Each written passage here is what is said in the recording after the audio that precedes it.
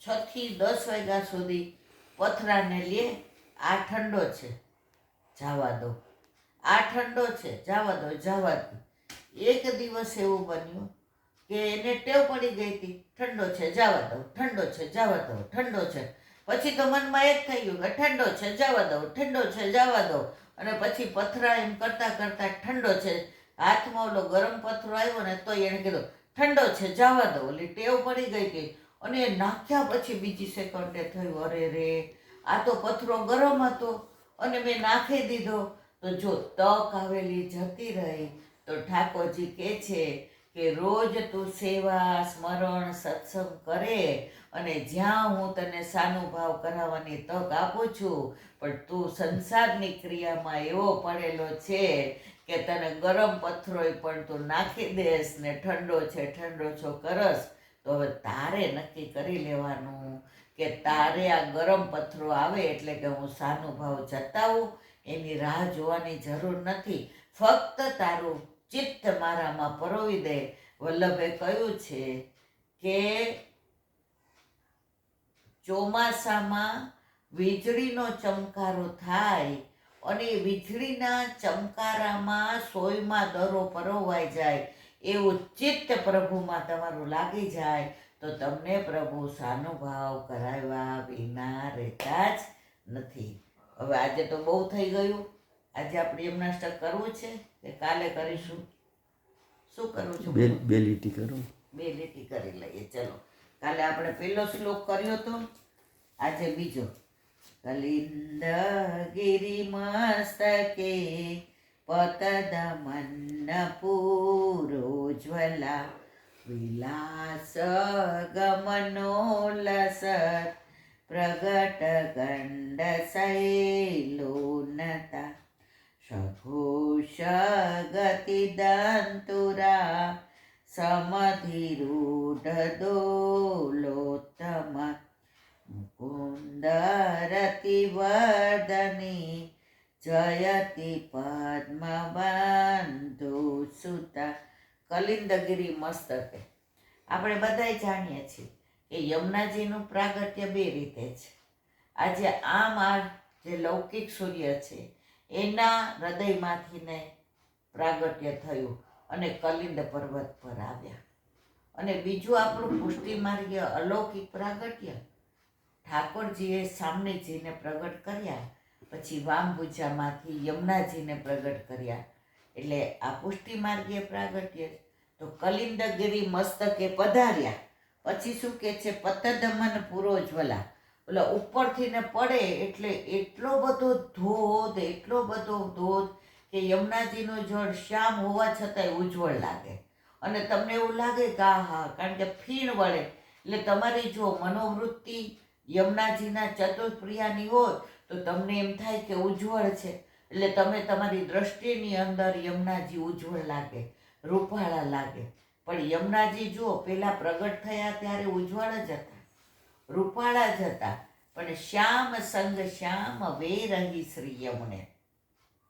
યમુનાજી પ્રભુ શ્યામ હતા એટલે શ્યામ શ્યામ શ્યામ શ્યામ કરતા યમુનાજી પણ શ્યામ થઈ ગયા. આપણે ઓલો કીટને ભ્રમરનો ન્યાય સાંભળીએ છીએ કે પેલા જીવડાને પકડીને, કીટને પકડીને ભ્રમર લઈ આવે અને એને ચોંચે જ રાખે, ચોંચે જ રાખે, ચોંચે જ રાખે.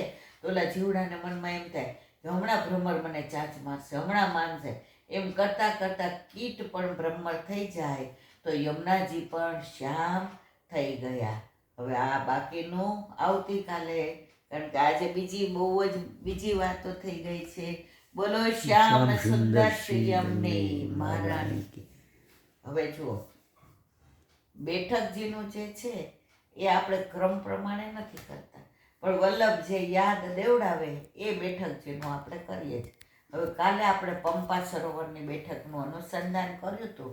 આજે લક્ષ્મણ બાલાજીનું બેઠકનું ચરિત્ર. હવે લક્ષ્મણ બાલાજીનું ચરિત્ર તિરુમલાઈ ગામ છે, ત્યાં ઊંચા પર્વતની માળાઓ છે, ત્યાં તમે જુઓ તો તિરુપતિ બાલાજીનું તમને દર્શન થાય છે. હવે થીરુ એટલે સુશ્રી, અને આ બાલાજી છે તો આ કેવું કહેવાય છે કે વલ્લભપુરના કુલદેવતા છે. અને આ જે તિરુપતિ બાલાજી છે એ સ્વયં પ્રગટિત છે. કોઈ આની અંદર મૂર્તિ કરી નથી કે કોઈએ ઘડ્યું નથી કે ક્યાંયથી લાવ્યા નથી. અને એવું કહેવાય છે કે આની આવક એટલી બધી છે કે આખી દુનિયામાં સૌથી વધુ આવક આ તિરુપતિ બાલાજીની છે. અને એ પાછો આજુબાજુનો બધો વિસ્તારને સમુલિત કરવા માટે થઈને વિકાસ કરવામાં એને વાપરે છે. હવે આ તિરુપતિ બાલાજીનું ઘણું બધું જેટલું બોલીએ એટલું ઓછું, પણ આપણે બેઠકના અનુસંધાનમાં કહીએ તો વલ્લભ આપણા બધે સરોવરના કિનારે જ બિરાજતા હોય છે. અત્યારે તો તિરોય થઈ ગયું છે, પણ એવું કહેવાય છે કે પુષ્કર નામનું સરોવર ત્યાં હતું અને વલ્લભ સરોવર સિવાય ક્યાંય સરોવર હોય, તળાવ હોય, નદી હોય ત્યાં એકાંતમાં જ બિરાજ્યા છે. ગામમાં આવીને ક્યાંય ઢંઢેરો પીટ્યો નથી મારા વલ્લભે કે હું આવ્યો છું, આવો આવો તમારે બધાનો ઉદ્ધાર કરવો છે. વલ્લભને ખબર હતી જે દેવી જીવ હશે એ શરણે આવ્યા વિના રહેશે નહીં. તો છોકરના જુઓ, તમે જુઓ, વધુ બેઠકો છોકરના વૃક્ષની નીચે છે. છોકરનું વૃક્ષ એટલે ખીજડો, ગુજરાતીમાં સૌરાષ્ટ્રમાં એને ખીજડો કહે. આ એક જ વૃક્ષ એવું છે ને જેનો છાંયો હાવ ઝાંખો હોય, જેને ફૂલ નથી આવતા, જેને ફળ નથી આવતા, જેની અંદર કાંટા હોય છે. તો વલ્લભે આ વૃક્ષ કેમ પસંદ કર્યું કે આ વૃક્ષની નીચે બેસીને જેટલા જીવનો અંગીકાર હું ગોવર્ધનનાથના હાથમાં કરાવીશ એ જીવ વાગે એવા હશે, એ દ્વેષી હશે, ક્લેશી હશે, પાપી હશે, પ્રપંચી હશે, તારી મારીને લગામારી કરવાવાળા હશે. એટલે એ જીવ કોના જેવા? ખીજડા જેવા.